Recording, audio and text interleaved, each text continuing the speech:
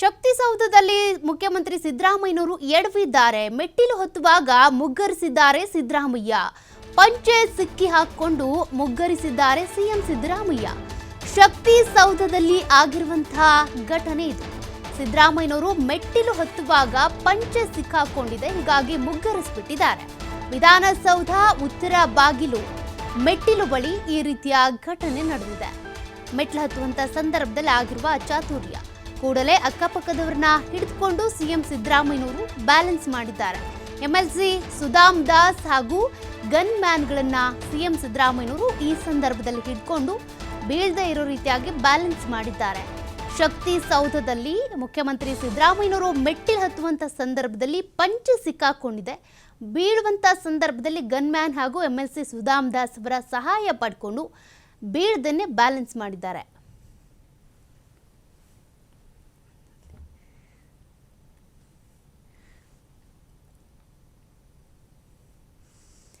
ನೋಡಿ, ಆ ದೃಶ್ಯವನ್ನ ನೀವು ಗಮನಿಸ್ತಾ ಇದ್ದೀರಾ. ಸಿಎಂ ಸಿದ್ದರಾಮಯ್ಯನವರು ಈ ರೀತಿ ಶಕ್ತಿಸೌಧದಲ್ಲಿ ಮೆಟ್ಟಿಲು ಹತ್ತುವಂತ ಸಂದರ್ಭದಲ್ಲಿ ಮುಗ್ಗರಿಸ್ಬಿಟ್ಟಿದ್ದಾರೆ. ಪಂಚೆ ಸಿಲ್ಕಾಕೊಂಡಿದೆ, ಹೀಗಾಗಿ ಮುಗ್ಗರಿಸಿದ್ದಾರೆ.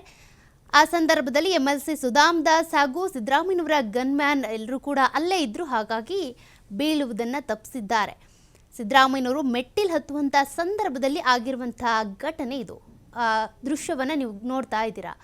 ಅಲ್ಲೇ ಅಕ್ಕಪಕ್ಕದಲ್ಲೇ ಇದ್ರು ಎಂಎಲ್ಸಿ ಸುಧಾಮ್ ದಾಸ್ ಹಾಗೂ ಒಬ್ಬರ ಗನ್ ಮ್ಯಾನ್ಗಳು, ಹಾಗಾಗಿ ಸಿಎಂ ಸಿದ್ದರಾಮಯ್ಯನವರು ಬೀಳೋದನ್ನು ತಪ್ಪಿಸಿದ್ದಾರೆ.